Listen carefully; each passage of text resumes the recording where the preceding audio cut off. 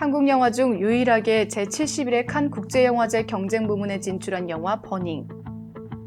지금까지 한국 영화와는 다른 새로운 스타일을 확인할 수 있어 더 비밀스럽고 강렬한 이야기.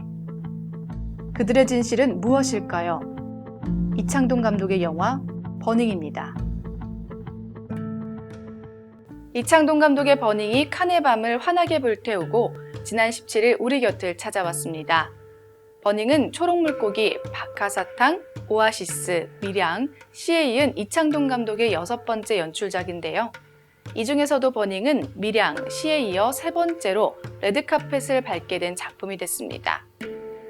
사실 영화 공개 전부터 대내외적으로 구설이 있던 터라 영화가 공개되기까지 배우와 감독들이 적지 않은 긴장을 했습니다.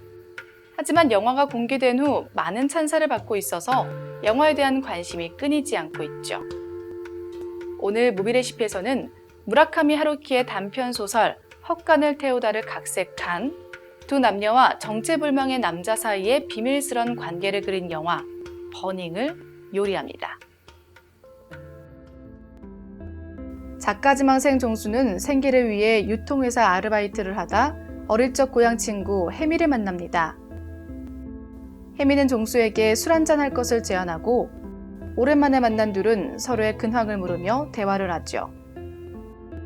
이때 혜미는 자신이 요즘 마임을 배우고 있다며 귤을 먹는 듯한 마임을 보여줍니다. 이 모습을 본 종수는 혜미에게 재능이 있다며 시답잖은 칭찬을 하는데 혜미는 이렇게 말하죠. 이건 재능으로 하는 게 아니야. 뭐냐면 여기 귤이 있다고 생각하지 말고 여기에 귤이 없다는 걸 잊어먹으면 돼. 그리고 혜미는 종수에게 자신이 아프리카로 여행가 있는 동안 자신의 고양이를 돌봐달라는 부탁을 합니다. 하지만 아무리 찾아도 보이지 않는 고양이. 종수는 흔적 외에는 고양이를 찾을 수가 없었죠. 며칠이 지나고 혜미가 아프리카에서 돌아오는 날 공항으로 마중을 나간 종수. 기다리던 혜미가 도착하는데 그 뒤로 낯선 남자가 등장합니다. 벤 오빠, 여긴 나의 하나뿐인 친구 이종수. 벤이라고 합니다. 그는 강남의 으리으리한 집에서 살고 외제차를 타고 다녔죠.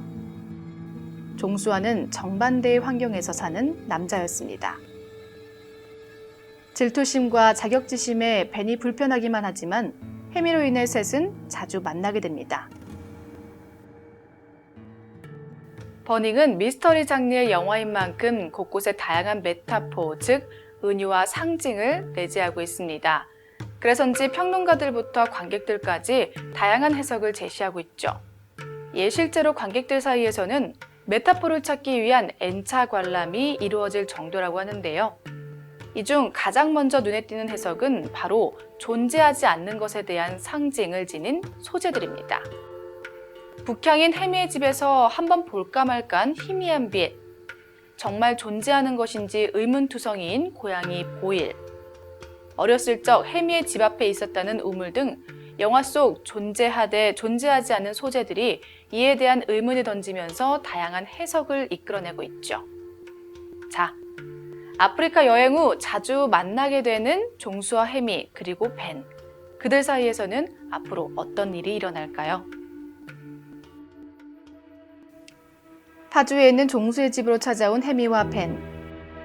벤은 종수에게 대마초를 권하면서 같이 대마초를 피기도 하고 혜미는 그 시간들 속 자신 스스로 갈구하는 춤을 춥니다. 그렇게 파주 시골집에서 노을을 보며 그들은 여유로운 시간을 보내죠.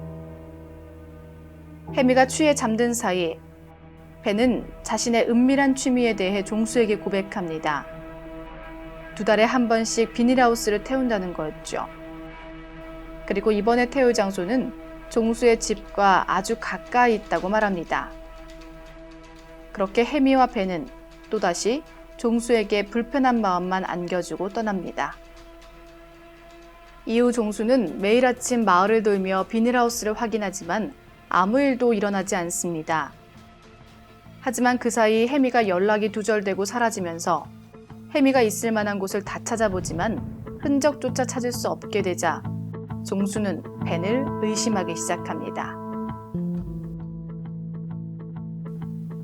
관객들이 각자의 서사를 따라간다는 자체가 특별했고 각자의 시각과 서사가 서로 공존하는 상황이 더 있으면 어떨까 싶다. 버닝에 대한 다양한 해석과 시각에 주목하고 싶고 그것을 전하고 싶은 이창동 감독의 메시지입니다. 다양한 해석으로 인해 더 빠져드는 영화 이제 진실을 얘기해봐. 버닝입니다.